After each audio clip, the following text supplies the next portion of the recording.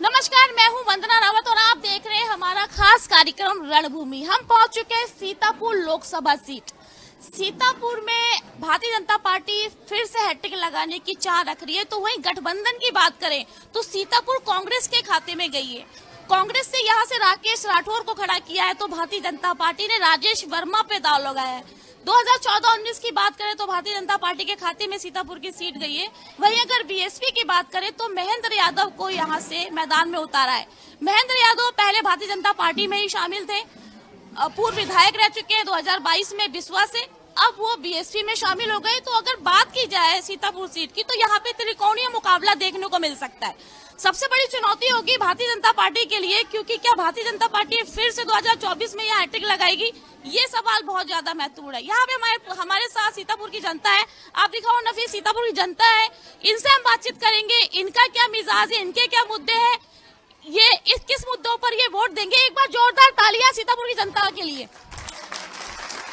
हमारे साथ में यहाँ पार्टी का पक्ष रखने के लिए भारतीय जनता पार्टी से सुधाकर शुक्ला जी, आपका बहुत बहुत स्वागत है स्वदेश न्यूज पर। एक बार तालियां स्वागत में। समाजवादी पार्टी से हमारे साथ में राजीव गुप्ता जी, आशीष गुप्ता जी, माफ करिएगा, आपका बहुत बहुत स्वागत है। और बीएसपी से हमारे साथ है नईम अंसारी, आपका भी बहुत बहुत स्वागत है स्वदेश न्यूज पर। और हमारे साथ में वरिष्ठ पत्रकार भी आर्यन सिंह, आपका स्वागत है स्वदेश न्यूज पर। और कांग्रेस से हमारे साथ है अब्दुल अतीक जी, आपका भी बहुत बहुत स्वागत है स्वदेश न्यूज पर। सबसे पहला सवाल मेरा भारतीय जनता पार्टी से होगा। डबल इंजन की सरकार है आपकी, तो इस बार 2024 में हैट्रिक लगाने का दावा, अब की बार 400 पार, तो क्या चुनौती होंगी, कैसे होगा काम, हो गया सफल होगा इस बार? कोई चुनौती ही नहीं है, 400 पार होगा। और सीतापुर जनपद के कार्यकर्ताओं ने, मतदाताओं ने संकल्प ले लिया है इस बार 4 लाख पार करने का। और एक एक मतदाता, एक एक कार्यकर्ता इस बार चुनाव लड़ रहा है, क्योंकि वो जान रहे हैं कि एक गरीब, एक बहुत पिछड़े, दलित, वंचित, शोषित की ये सरकार है मोदी जी के नेतृत्व में। और एक एक मतदाता चाहता है कि वह ये रिकॉर्ड अगर आगे बनाएगा तो उनके कल्याण की बात होगी, सड़कों के निर्माण की बात होगी, बिजली की बात होगी, उनके आवास शौचालय का काम होगा, उनके समाज का कल्याण होगा। दंगा रहित प्रदेश बनेगा। भारत में सबसे ज्यादा इन्वेस्टर्स अगर उत्तर प्रदेश में आकर के काम कर रहे हैं तो ये डबल इंजन की सरकार है। योगी जी के नेतृत्व में, मोदी जी के नेतृत्व में केंद्र की सरकार और योगी जी के नेतृत्व में प्रदेश की सरकार जैसा कार्य कर रही है।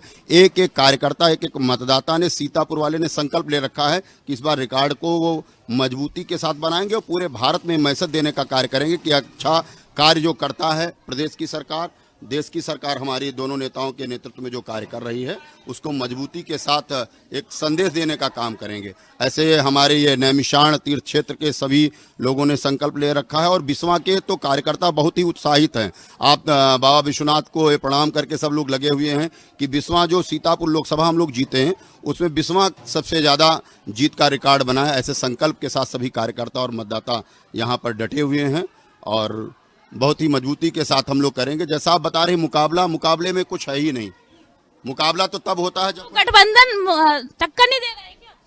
गठबंधन के लोग ही बता पाएंगे कि इस स्तर पर है, परंतु हम लोगों ने जो एक एक कार्यकर्ता के स्तर पर और एक एक मतदाता के स्तर पर जा करके, और हम लोग ये नहीं होता कि जब चुनाव आए, अभी आप देख रहे हैं कि प्रत्याशी आ रहा है और उनके कैंडिडेट्स आ रहे हैं, उनके कार्यकर्ता सक्रिय हुए हैं। भारतीय जनता पार्टी 365 दिन 24 घंटे सप्ताह के 7 दिन, महीने को 30 दिन काम करती है। चाहे वो संपर्क नहीं करती, वो अपने कार्यकर्ताओं से और मिलती है कि आपके समस्या क्या है, उसको लिखती है और उस पर क्या काम हमें करना है, अपने कार्यकर्ताओं को, अपने लाभार्थियों को एक एक स्तर तक पहुंचाने का काम करती है। तो हम लोग कोई चुनावी मोड में नहीं है, हम लोग तो अपने जो मतदाता हैं, हमारे भारत के निवासी हैं, उनसे मिलने का कार्य कर रहे हैं और उनको स्मरण करा रहे हैं कि ये अगर मिशन हम लोगों को 2047 में भारत को पूर्ण रूप से विकसित करना है, उस संकल्प को अगर भारतवासियों को पूरा करना है तो हमें रिकॉर्ड बनाना पड़ेगा। इस विश्वास के साथ हम लोग जनता से मिल रहे हैं और संवाद कर रहे हैं।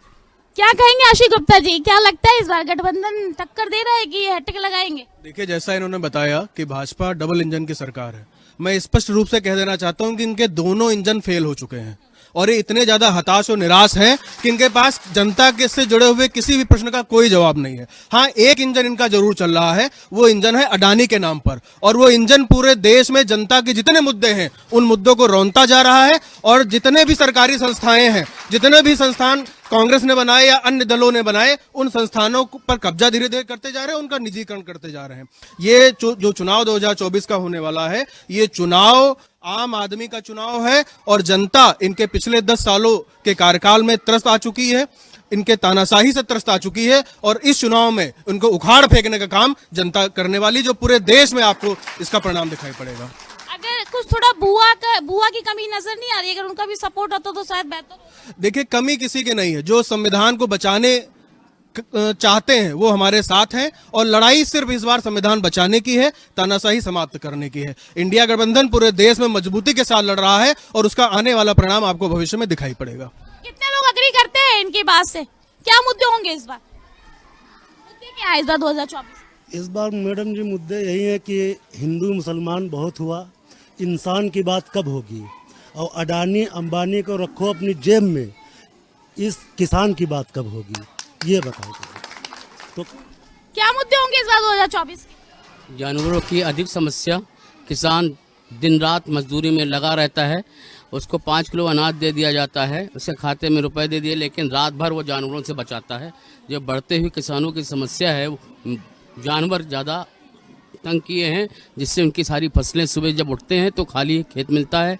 इसलिए वो बहुत से किसान जो हैं वो सुसाइड करने को पूरी तरीके से मजबूर होते हैं। खाने के पैसे नहीं है, खाने के लाले पड़े हैं, केवल 5 किलो अनाज मिल जाने से कि काम नहीं चलेगा।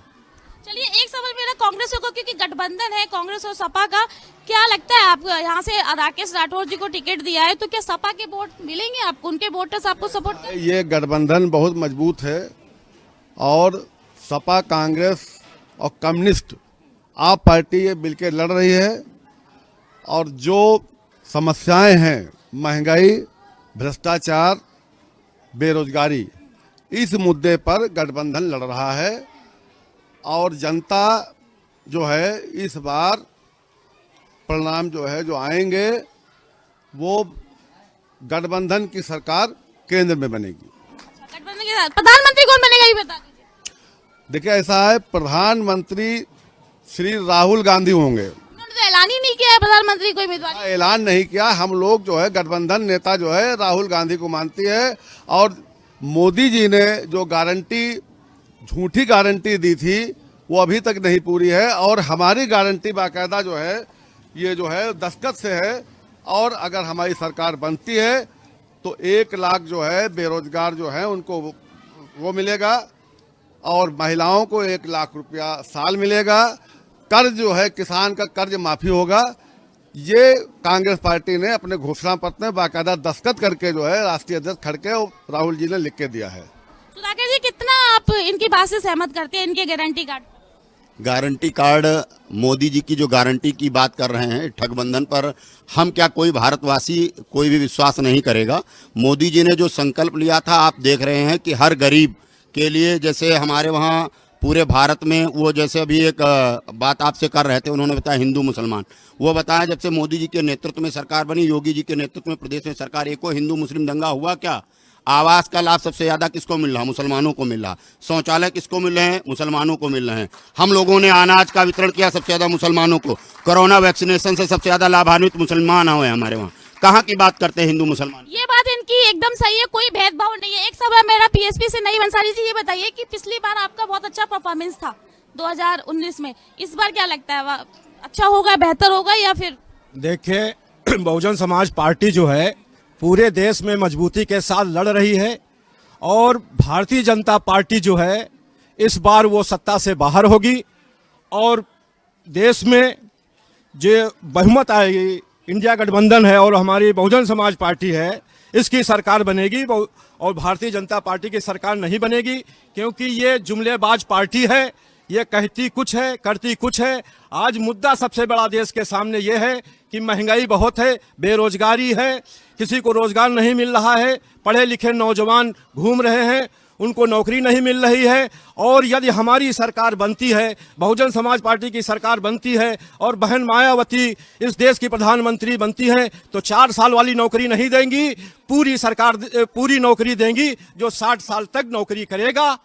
यही हमारी जो है, इन्हीं मुद्दों पर हमारी पार्टी चुनाव लड़ रही है। ये बताइए, महेंद्र यादव को यहाँ से कैंडिडेट बनाया जबकि वो भारतीय जनता पार्टी में पूर्व विधायक रह चुके हैं, तो ये जो जमीनी स्तर के जो नेता उनकी उपेक्षा नहीं की है बहन जी ने?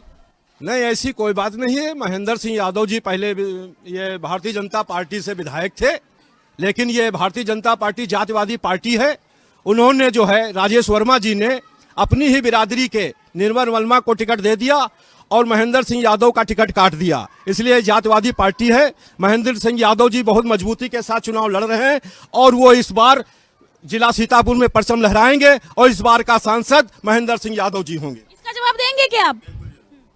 जैसा अभी आपके सामने जो बहुजन समाज पार्टी के प्रतिनिधि के रूप में बात कर रहे थे, आपसे मैं कहना चाह रहा हूं, आप देखिए हमारी जातिवादी सरकार का, हमारे वहां हमारे हर गांव के माननीय विधायक सुरेश राही जी मंत्री हैं, कौशल किशोर जी दलित समाज के हैं, केंद्र सरकार में मंत्री हैं। हमारे यहाँ की स्थिति को आप देखिए, मनीष रावत जी माननीय विधायक हैं, सिधौली से माननीय विधायक हैं। हमारे वहाँ रामकृष्ण जी माननीय विधायक हैं, कहाँ से? मिश्रिक से। श्रद्धा सागर जी जिला पंचायत की अध्यक्ष हैं। बात आप समझिए। उसके बाद संगठन की बात ले लीजिए, विश्राम सागर राठौर जी जिले के महामंत्री हैं, रमेश भार्गव दीपू जी जिले के महामंत्री हैं। बात करते हैं जात यादव की। मध्य प्रदेश का मुख्यमंत्री कौन है आप बताइए? मोहन यादव जी हैं कि नहीं है?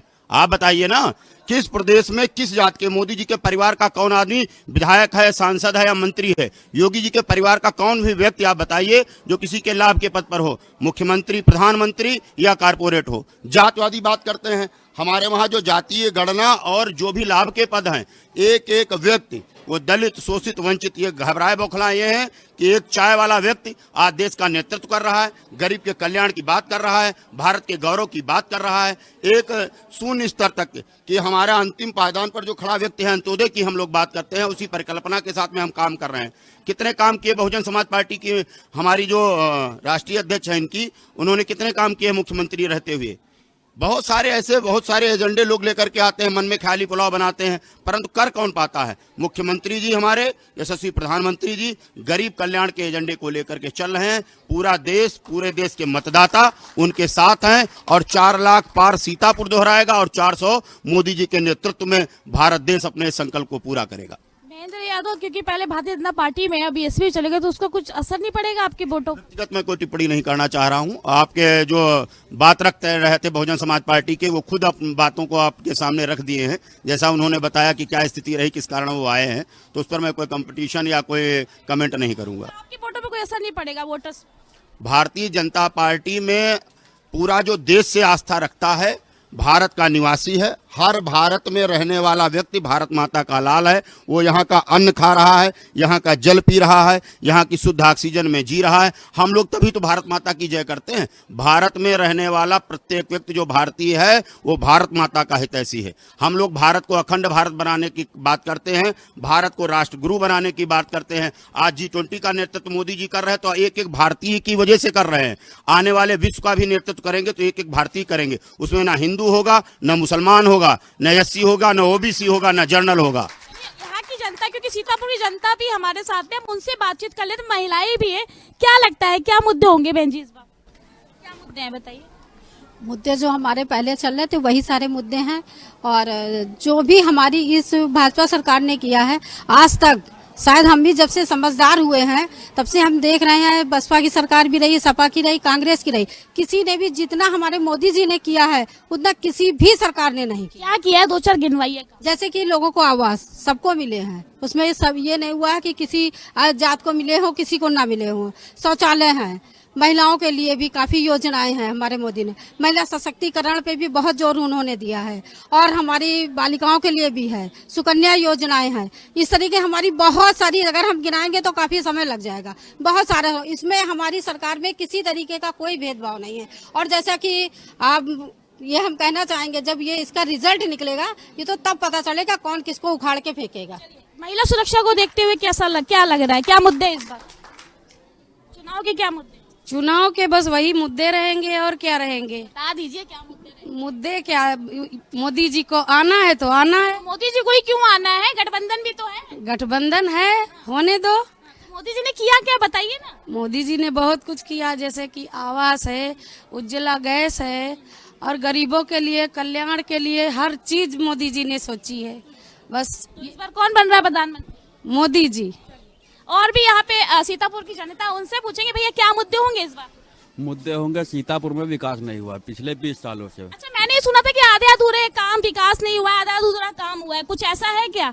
20 साल में ये सांसद 20 साल रहे सीतापुर से, यहाँ पे विकास नहीं किया।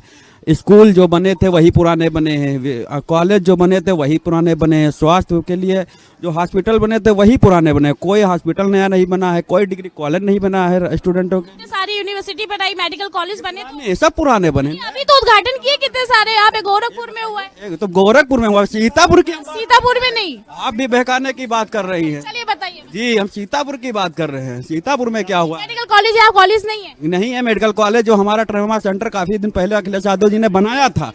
ये सुधाकर शुक्ला जी, आपके लिए सवाल है, मैं आपके पास आ रही हूँ ना। इनका कहना है कि सीतापुर में कोई भी यूनिवर्सिटी, यहाँ पे कोई मेडिकल कॉलेज नहीं है, केवल वादे हुए, यही है ना? हमारे अखिलेश यादव जी ने ट्रामा सेंटर बनवाया था, वो ट्रामा सेंटर अभी तक नहीं शुरू कर पाई है सरकार। न कोई हॉस्पिटल बनवा पाई है, स्टूडेंट छात्र के लिए कोई काम नहीं की। ये सवाल आपसे पूछेंगे, आप बताइए क्या? अखिलेश जी की सरकार में जो है ट्रामा सेंटर बनाया गया था, उसको संचालन रूप से चालू नहीं कर पाई भाजपा सरकार। वहाँ पर जानवर लेटते हैं, गाय भैंस सब वहीं गुजारा करती है अपने। हाँ, क्या मुद्दे होंगे भैया? हम नहीं बता। अरे वोट डालेंगे ना, डालेंगे ना, मुद्दे भी होने चाहिए ना। वोट किसको देंगे? वोट तो कांग्रेस को देंगे। क्यों काम नहीं हुआ क्या सरकार में? काम कुछ भी नहीं हुआ, बहुत महंगाई है, और क्या मुद्दे हैं? रोजगारी बहुत है, कोई काम नहीं है। मतलब कुछ बदलाव होना चाहिए। बिल्कुल बदलाव होगा। बदलाव होगा। और भी भैया क्या मुद्दे हैं? हाँ, आते हैं, क्या मुद्दे होंगे बता डालिए, आप बता डालिए। बस यही बेरोजगारी, महंगाई, यही सारे मुद्दे हैं जो भाजपा कहीं भी खरी नहीं उतर रही है। चलिए ठीक है। और भी नहीं, मैं सवाल एक सवाल मेरा आपसे, ये वो भी आपसे सवाल कह रहे थे कि कोई भी यहाँ पे मेडिकल कॉलेज नहीं, सीतापुर में वादे करते लेकिन हुआ नहीं है। आप जरा बताइए क्या बना है यहाँ पे, क्या विकास किया है? जो लोग आपके सामने बात रख रहे हैं उनको बताना चाहूँगा। अभी इमीडिएट जहाँ पर हम लोग बिस्वा में बैठे हैं, बिस्वा भारत की आज़ादी से लगा करके जब तक रेलवे लाइन और स्टेशन की व्यवस्था हुई, अभी तक कोई फ्लाईओवर नहीं थे। दो फ्लाईओवर बन रहे हैं, पूर्ण रूप से लगभग निर्माण उनका पूर्ण होने वाला है। दोनों फ्लाईओवर की बात मैं करता हूं।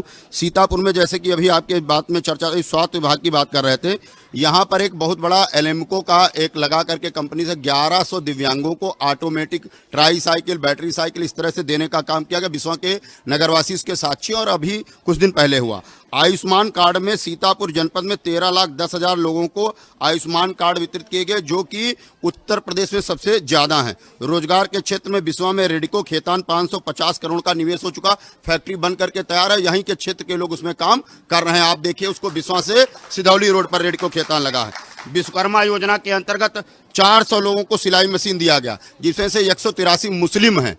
आप समझिए इसको।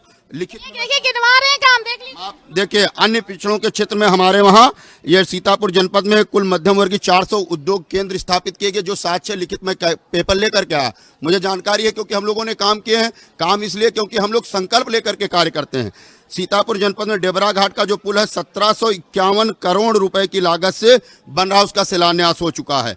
जनपद में हमारा खैराबाद, आप लोग जान लीजिए, ऐसे ODOP 1 डिस्ट्रिक्ट 1 प्रोडक्ट के अंतर्गत 9 ऐसे उद्यमी हैं जो 9 देशों में सप्लाई अपनी दरी करते हैं। पहले देश में सरकारें नहीं थी क्या? प्रदेश में नहीं थी, भारत में नहीं थी। मोदी जी के ऊपर आरोप लगाने से पहले, योगी जी के ऊपर आरोप लगाने से पहले देखिए किस समाज, किस जात के लोगों ने उन्हें सब्सिडी दी है, किसको बढ़ाने का काम किया है। देखिए इन्होंने इतने सारे काम गिनाए, देखिए इतने सारे काम गिना दिए हैं। क्या है अब देखिए पूरे पेपर आप बताइए ना, कितने धरातल पर। मेरा सिर्फ एक सवाल है, सीतापुर को क्या कोई अच्छा ट्रामा सेंटर या अस्पताल मिलना चाहिए या नहीं मिलना चाहिए?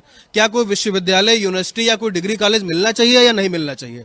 हमारे बिस्वा के ही पैतृक रहने वाले सिद्धार्थनाथ सिंह, जो पिछले स्वास्थ्य मंत्री थे, उन्होंने घोषणा करी थी कि बिस्वा में 30 बेड का CSC में अस्पताल बनेगा। वो हवाई बातें हो गई। ट्रामा सेंटर जो अखिलेश यादव जी की देन है, उस पर आज की तारीख में ताला पड़ा हुआ है, उसको ये लोग चालू नहीं करा पाए। बातें करते हैं वन डिस्ट्रिक्ट 1 प्रोडक्ट की, तो क्या सिर्फ जो ये बात कर रहे हैं उसका ढांचा किसने तैयार किया? आप वन डिस्ट्रिक्ट वन प्रोडक्ट की बात कर रहे हैं। मैं आपको बता दूं कि इसी कांग्रेस सरकार ने अल्पसंख्यकों का, बुनकरों का कर्जा माफ किया था, किसानों को कर्जा माफ किया, उसमें कोई भेदभाव नहीं देखा। हाँ, ये भेदभाव देखते हैं कि अगर इनको भेदभाव देखना है तो विजय माल्या का 8,000 करोड़ का कर्जा माफ करेंगे, नीरव मोदी का माफ करेंगे, अडानी का माफ करेंगे। लेकिन जो किसान आत्महत्या करने जा रहा है, जो किसान आत्महत्या करने के लिए मजबूर है, क्या उसका 1 रुपए का कर्जा ये माफ नहीं कर सकते हैं?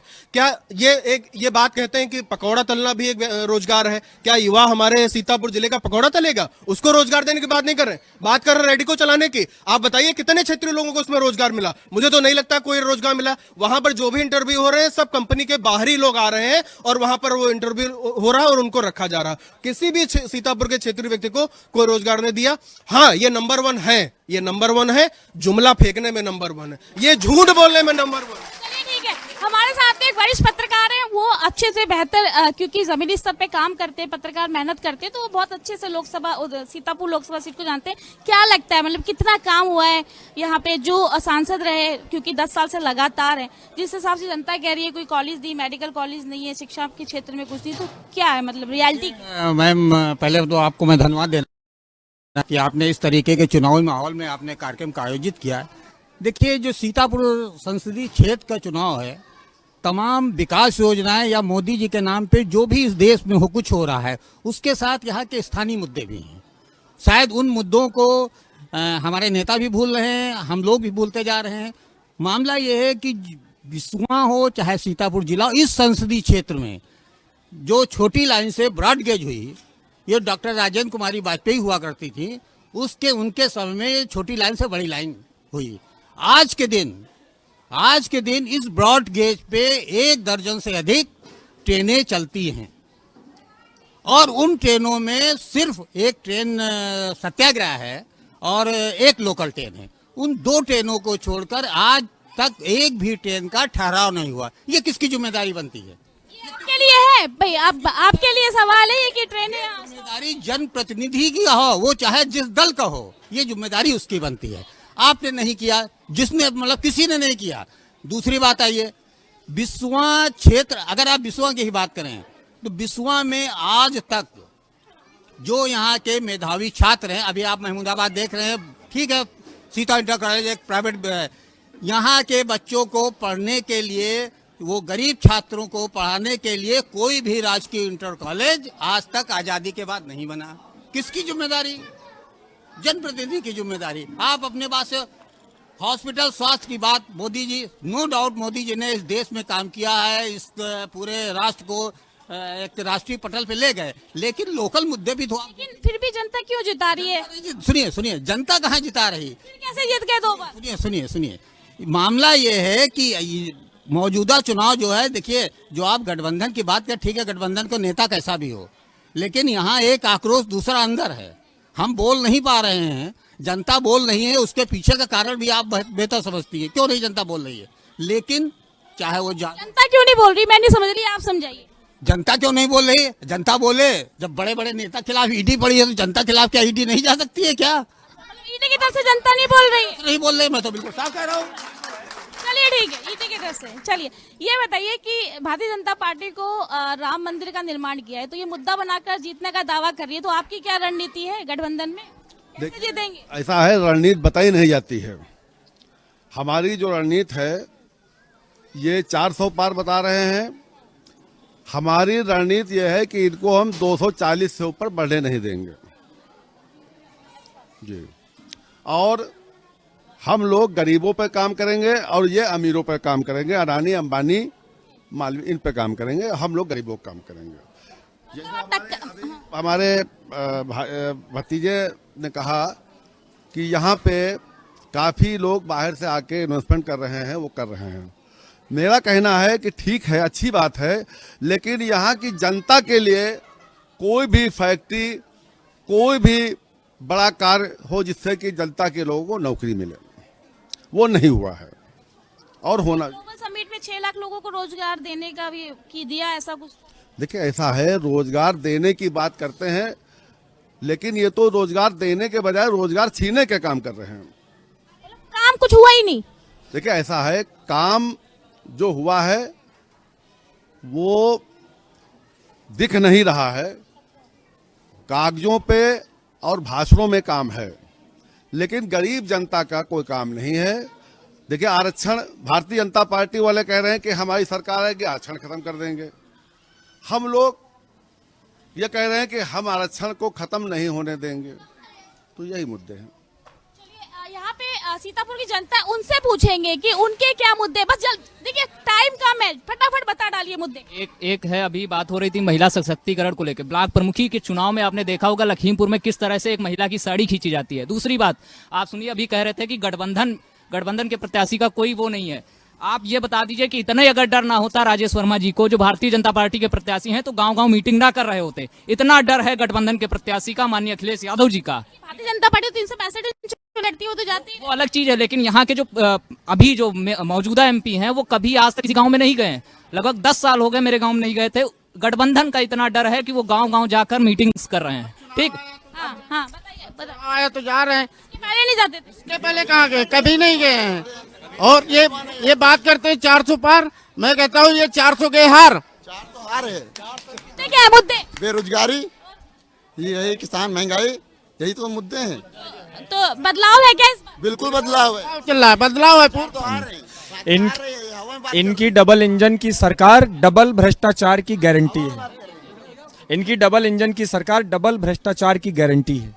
एक सवाल है कि अभी एक किससे सवाल है यहाँ पे? भारतीय जनता पार्टी सवाल है आपसे। सवाल एक सवाल है कि सीतापुर में कजियारा में एक राजकीय महिला महाविद्यालय एक तैयार, बिल्कुल पूरी बिल्डिंग तैयार खड़ी है, उसमें जो अध्यापक है उनकी भी नियुक्ति कर दी गई है, उसको अभी तक क्यों नहीं खोला गया, जबकि उसमें हॉस्टल भी हैं। ये एक बहुत बड़ा मुद्दा है, जो हमारे गांव की क्षेत्र की लड़कियां हैं, बच्चियां हैं, जो बाहर जाके पढ़ती हैं। और आजकल का माहौल आप देख रही किस तरह से माहौल खराब हुआ पड़ा है। अगर वो लॉ एंड ऑर्डर तो अच्छा हुआ है यूपी में? नहीं हुआ है मैम। अगर ऐसा ही होता तो लखीमपुर में किस तरह से 2017 से पहले कैसे था? पहले मैम अच्छा था जी।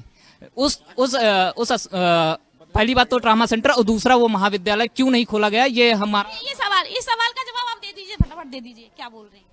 जो व्यक्ति जैसे कहते हैं नहीं, बौखलाहट में कुछ बातें ऐसे करते, जैसे अभी आपने एक क्वेश्चन उनसे किया, वो बता रहे थे कि वो जो किसी पार्टी से जुड़े हुए हैं, कह रहे थे कि लॉ एंड ऑर्डर खराब हुआ। कहाँ पर दंगा हुआ, कहाँ पर कोई घटना हुई, उसका उल्लेख जरा करने का कष्ट करें।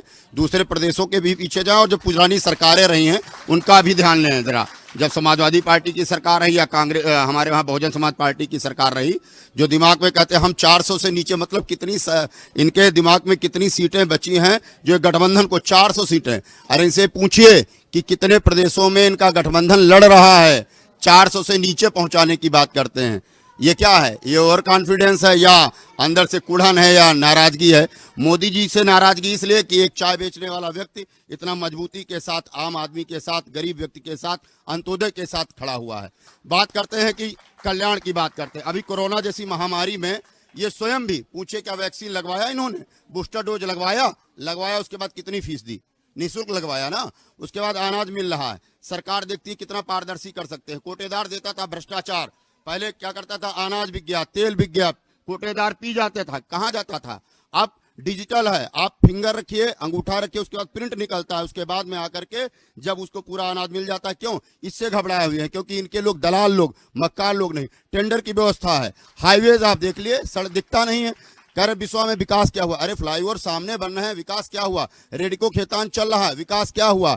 शुगर फैक्ट्री जो थी उसका 4 गुना उसकी कैपेसिटी बढ़ करके हो गई, विकास क्या हुआ है? घाघरा देख लीजिए, नदियों को, नहरों को, सबका चौड़ीकरण, जिस पर ये खनन करते थे उसको रोक दिया गया क्योंकि टेंडर डिजिटल हो गया। ऐसी चीजों को लेकर के इनके भ्रष्टाचारी एजेंट्स, इनके गुंडे सक्रिय जो रहते थे वो जेलों में हैं या दूसरी जगहों पर हैं। तो ये बौखलाहट है, इनका दिमाग काम नहीं कर रहा। कह रहे 400 से, मतलब 400 सीटें जीत लेंगे। इनको ये पता ही नहीं है कि हमारी गठबंधन लड़ा कितनी सीटों पर रही है, ये ध्यान में ही नहीं है।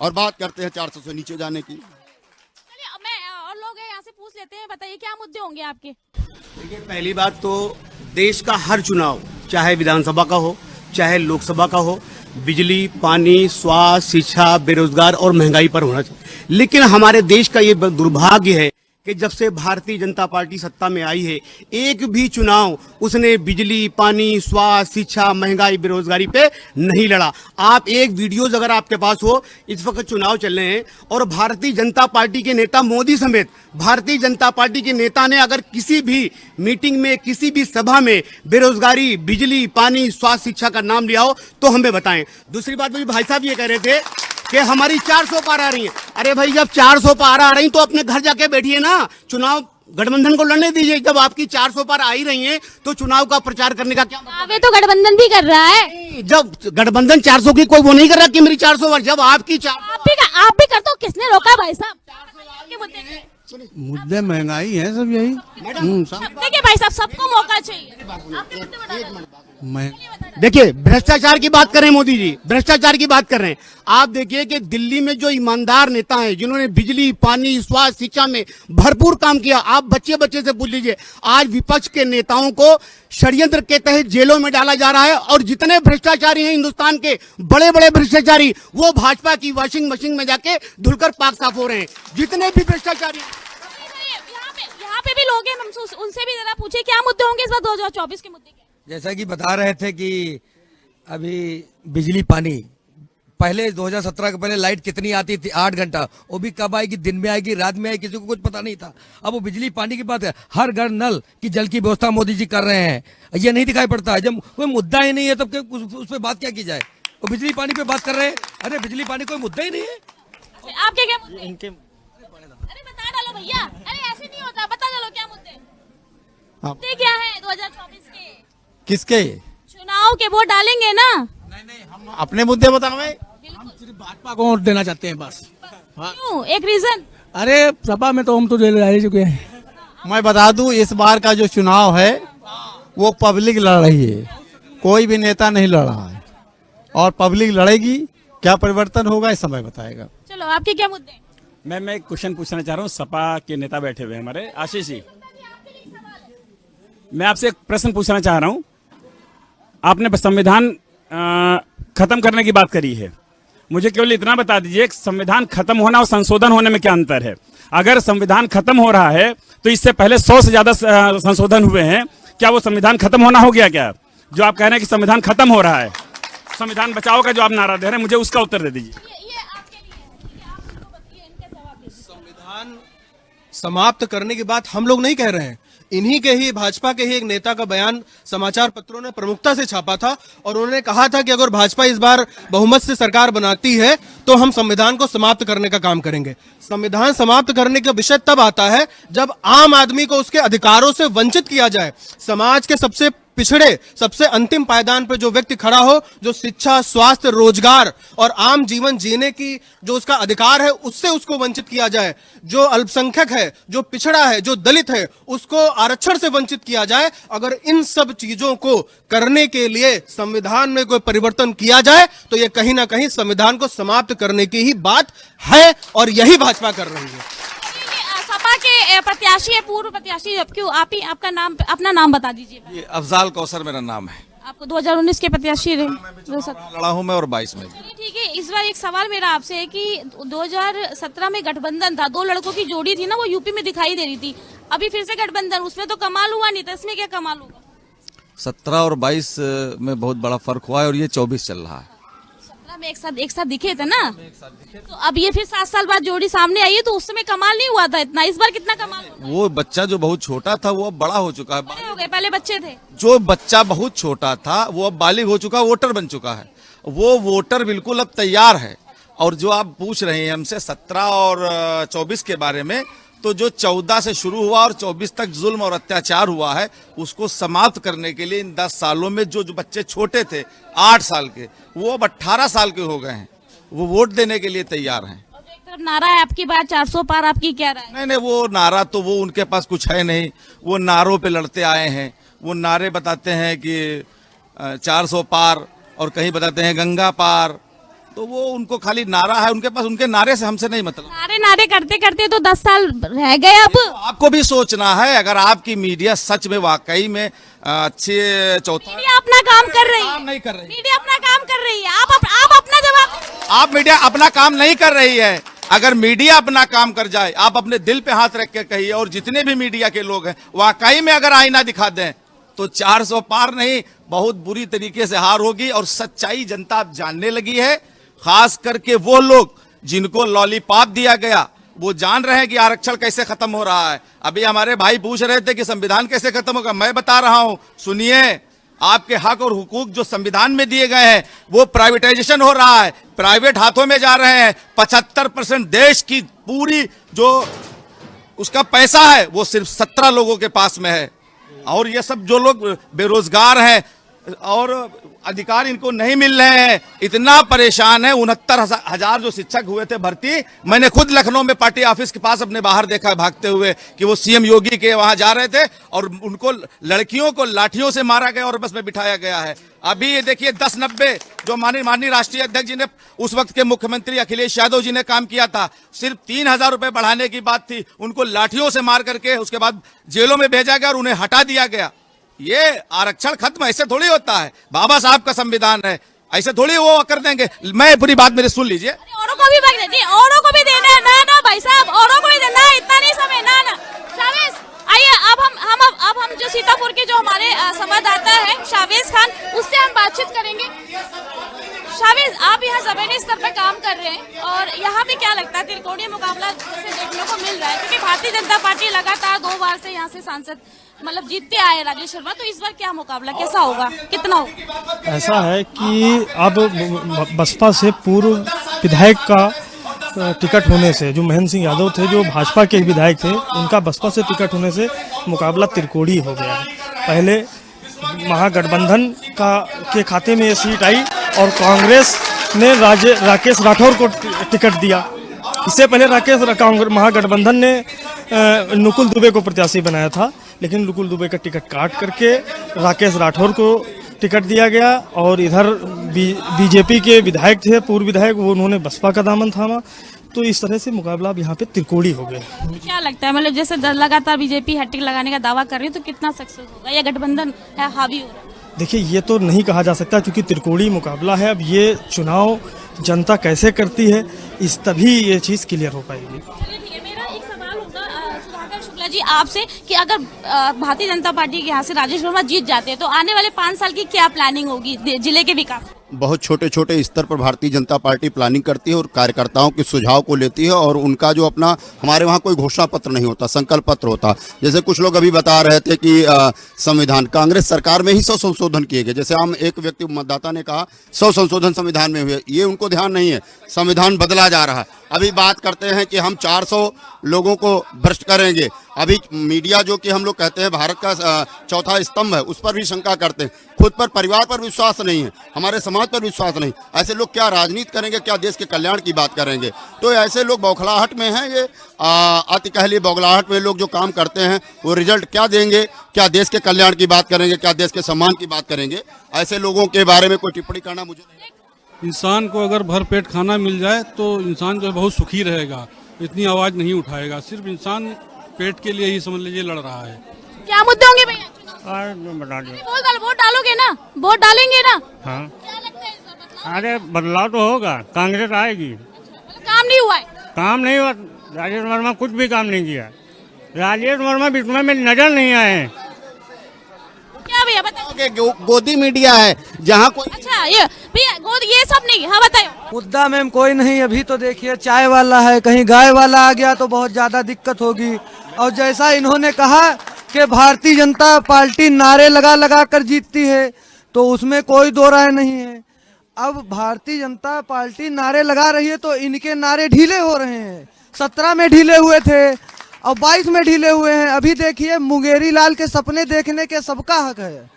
अब क्या मुद्दा? सबसे बड़ा मुद्दा यही है जो देश के लिए अच्छा काम कर रहे हैं मोदी जी। देखा जाए अभी जो इजराइल और ईरान का युद्ध चल रहा है उसमें क्रू मेंबर फंस गए थे हमारे भारत के 17 लोग, तो उनको बाहर लाने के लिए विदेश मंत्रालय ने मतलब संपर्क किया तो वो इजराइल ईरान वाले मान गए हैं। तो मेरा यही मुद्दा है कि जो देश अपना सशक्त हाथों में है, बढ़िया काम कर रहे हैं मोदी जी फिर आ रहे हैं।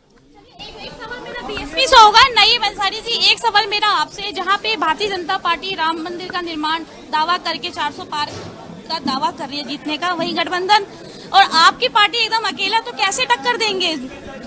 देखिए, भारतीय जनता पार्टी मुद्दों पे बात नहीं करती है। सहारा इंडिया गरीबों का पैसा लेकर भाग गई। अगर वो गरीबों का पैसा, अगर हितैषी है भारतीय जनता पार्टी, तो गरीबों का पैसा वो दिला दे, तब वो भारतीय जनता पार्टी बात करे। रही राम मंदिर की बात, तो राम मंदिर में इनका क्या योगदान है? सुप्रीम कोर्ट के आदेश से राम मंदिर बना है और ये लोग चिल्ला रहे हैं, ये लोग चिल्ला रहे हैं कि हम बनवा रहे हैं, हमने बनवाई है। ऐसा कुछ नहीं, राम मंदिर का मुद्दा चलने वाला नहीं है। इनकी हवा निकल चुकी है। इस बार इंडिया गठबंधन और बहुजन समाज पार्टी ही देश में सरकार बनाएगी, इस बार सरकार बनाएगी। आप तो अपनी पार्टी से अलग ही चल रहे हैं। आप क्या होता है, लेकिन जब जरूरत पड़ेगी तो हम लोग एक साथ हो जाएंगे। तो पहले, अरे तो ये काम तो मायावती जी का है, पहले क्यों नहीं होना चाहिए था ना? गठबंधन तो अकेला लड़ नहीं होना चाहिए था, लेकिन हम भी अपनी शक्ति का प्रदर्शन कर रहे हैं। नहीं, मैं आपके पास आऊंगी, मैं आप लोगों से ही सवाल पूछूंगी। नहीं, मैं आप लोगों से ही सवाल पूछूंगी। ये बताइए कि इनको फायदा मिलेगा? बिल्कुल मिलेगा हिंदुत्व का, क्योंकि राम मंदिर का निर्माण किया। आपकी क्या रणनीति है? क्योंकि ये दलित और पिछड़ों का वोटर्स यहाँ पे बहुत ज्यादा है, कैसे लुभाएंगे उन? मुद्दा राम मंदिर नहीं है, मुद्दा है नौकरी। सरकार है 10 साल से, 14 से 24 तक, यहाँ उत्तर प्रदेश में और देश में डबल इंजन की सरकार है। 2 करोड़ नौकरी कहा था, कितनी दी? हर साल 15 लाख रुपए तक खाते में कहा था आएंगे, कितने आए? ये जो लोग नौजवान पढ़ लिख रहे थे, उनका क्या हाल है नौकरी में? रोजगार कितने दिए? ये मुद्दा है। ये नौजवान रोजगार चाहता है, ये नौजवान चाहता है कि ये आगे बढ़े, ये चाहता है कि इनको अग्निवीर नहीं चाहिए, इनको परमानेंट देश पर इनको जाना चाहिए। इनको वहां चाहते हैं कि बॉर्डर पे हम जाएं, हम सेना में भर्ती हो, अपने देश के लिए अगर हम शहीद भी हो जाएं तो हमें शहीद का दर्जा मिले। अग्निवीर में ये नहीं है। ये जो बेरोजगार लोग वो रोजगार चाहते हैं, जो शिक्षित हैं, युवा हैं और जो हमारे शिक्षक हैं या जो और नौकरी सरकारी कर रहे हैं, वो चाहते हैं कि उनकी जो पेंशन है वो बहाल हो। ये मुद्दे हैं। मुद्दे ये हैं कि किसान को एमएसपी मिलेगी कि नहीं मिलेगी। इन्हीं मुद्दों पर मतलब आप चुनाव लड़ेंगे। चलिए, बहुत बहुत धन्यवाद। आप बताइए, आपके क्या मुद्दे? एक बहुत से लोगों ने बताया, सीतापुर में ये हुआ, लखनऊ में हुआ, बिस्वा के बारे में किसी ने बताया। एक छोटा सा यहाँ बस स्टॉप है, बहुत ही कई सालों से वो बेकार पड़ा हुआ है, उसका मतलब निर्माण नहीं हो सका। एक दूसरी चीज़ ये कि जो गर्ल्स के लिए गवर्नमेंट डिग्री कॉलेज अभी तक नहीं बनाए, तो ये मेरे हिसाब से मुद्दा है। सुधाकर जी के घर के जस्ट पीछे एक मौलाना अनवार साहब की जो रोड गई है, वो उसकी हालत बहुत बेकार है। अगर निकले होंगे तो शायद जानते होंगे कि वहाँ पे उसकी हालत क्या है। तो ये एक बहुत बड़ा विकास का मुद्दा होना चाहिए इस समय चुनाव का। बहुत सही, बहुत सही, एकदम। आप बताइए। देखिए, इस समय इतने प्रवक्ता बैठे हुए हैं और मैं सुधाकर जी के द्वारा मैं भारतीय जनता पार्टी और समस्त नेताओं से विनती करना चाहता हूँ, जो 50 लाख फॉर्म यूपी पुलिस में भरे गए, इसके 200 करोड़ कहाँ गए भाई? 200 करोड़ कहाँ गए? किसी की बात का जवाब है? आरओ का फॉर्म भरा गया, बच्चों ने भरा, पेपर लीक हो गया। यूपीपी का पेपर लीक हो गया। मैं खुद छात्र हूँ, मुझे उनकी पीड़ा पाती है, भली बात समझता हूँ मैं। तो मैं सुधाकर जी से सवाल पूछता हूँ कि वो पैसा कहाँ गया? मुझे देंगे सुधाकर जी, आप जवाब दे दीजिए इनका। समाजवादी पार्टी में नहीं होता था, तब भी होता था। बहुत जैसा आप देख रही हैं, अनवरत आप देख रही हैं, जब आदमी का मोरल आत्मविश्वास जब डाउन होता है, वो अपनी बात पर टिक नहीं पाता। आप जनता जवाब दे रही है, इनके प्रश्नों का जनता जवाब दे रही है। आपको नहीं ढूंढना, हमें नहीं ढूंढना है। अभी भाई साहब जो बता रहे थे आपसे, अति विद्वान मुझे लगते हैं। पहले उन्होंने भाई साहब बसपा के जो अपने बैठे हुए हैं पदाधिकारी हैं, उन्होंने बताया कि राम मंदिर की बात नहीं। मैं कहाँ कह रहा हूँ, भारतीय जनता पार्टी ने कभी नहीं कहा। वो हम सब ही कहते हैं कि वो भारत देश का है, हर भारतीय का मंदिर है, और हम नहीं, सुप्रीम कोर्ट ने उसको बनवाया है। मैं भी यही कह रहा हूं। लेकिन यही लोग तो कह रहे हैं भारतीय जनता पार्टी में, बहन जी अभी तक मंदिर कितने बार दर्शन गई? सोनिया गांधी कितनी बार गई? राहुल गांधी कितनी बार गए? राष्ट्रीय अध्यक्ष अखिलेश वो कहते हैं वो तो बीजेपी का एजेंडा है, वो बीजेपी का एजेंडा है। मंदिर किसका है? आप ही अभी स्वयं कह रहे हैं वो हर भारतवासी का मंदिर है। जब वो हर भारतवासी का मंदिर है तो जाइए, मंदिर किसी के लिए बंद नहीं है, बनारस भी किसी के लिए बंद नहीं है, सबके लिए दरवाजे खुले हैं। ये बौखलाहट में इसलिए हैं कि कि एक व्यक्ति राष्ट्रभक्त गरीब कल्याण की बात करता है, लाभ लेने के लिए लाभ लेंगे परंतु उसकी बुराई करेंगे। अगर वो कल्याण की बात करते हैं, किसने नेशनल हाईवेज बने उस पर चर्चा नहीं करेंगे। 7 एम्स थे, 22 एम्स बन गए, उसकी कोई चर्चा नहीं करेंगे। छोटी छोटी चीजों को लेकर के जो इनको जानकारी है परंतु हताश हैं, तो वो बात कहां से सही कह पाएंगे। अभी आप पर टिप्पणी कर रहे हैं कि मीडिया गोदी मीडिया है। अभी थोड़ी देर पहले बात कर रहे थे कि ये जो पर्चे लीक हो रहे हैं, बहुत सारी ऐसी बातें। हम लोग अगर पीछे में जाएंगे तो बात नहीं दे पाएंगे और साथ मुझमें बात आ भी नहीं पाएगी। कितनी बार पर्चे लीक हुए थे। मैं पेपर लेकर के इसलिए आया था कि इन लोगों के सही जवाब, लेकिन उस लेवल के जवाब और सवाल कर ही नहीं पा रहे हैं। वो इतना बौखलाहट में है जैसे 400 क्या करना है, पेपर कहां पर जाना है। छोटी बातों को करते हैं कि नाली और खड़ंजे की बात करते हैं। वो नगर पंचायत नगर पालिका कराती, वो कराएगी। उसमें भारतीय जनता पार्टी का प्रदेश नेतृत्व या राष्ट्रीय नेतृत्व इन्वॉल्व कहां से हो जाएगा। और भी आते भैया आते, इधर भी लेंगे जवाब, आपसे इंतजार करिए। भैया क्या इधर है वो पीछे, भैया क्या मुद्दे हैं आप लोग बोलिएंगे, बताइए क्या मुद्दे हैं। भाजपा के नहीं, चुनाव के वोट डालेंगे ना, जो विकास करेगा उसी को देंगे। विकास हो रहा है, कर रहे हैं विकास। क्या विकास हो रहा है? सभी को घर घर उज्ज्वला योजना पहुंचा रहे हैं, सभी के घर में नल से जल पहुंचा रहे हैं। ये विकास नहीं है क्या? इससे पीएम प्रधानमंत्री बन रहे मोदी, बिल्कुल 100% बनेंगे। क्या मुद्दे? मैडम जब पढ़ेंगे लिखेंगे तभी तो आपको जो है नौकरी मिलेगी। आप पढ़ेंगे लिखेंगे फ्री में नौकरी चाहिए। बाकी मैडम मस्त आ रही है, 24 घंटा में 18 घंटा एसी चल रही है, ठंडक मिल रही है, बस और कुछ नहीं चाहिए, बस मोदी सरकार चाहिए। क्या मुद्दे? अभी शिमला वाली ठंडक आने वाली 4 जून को। हाँ, और ये जो कह रहे हैं कि वो 2 करोड़ रुपए कहाँ गए, तो ये भूल रहे हैं कि समाजवादी पार्टी में तवेले में बुला के 2-2 लाख रुपए लेकर भर्तियां कराते थे पुलिस की।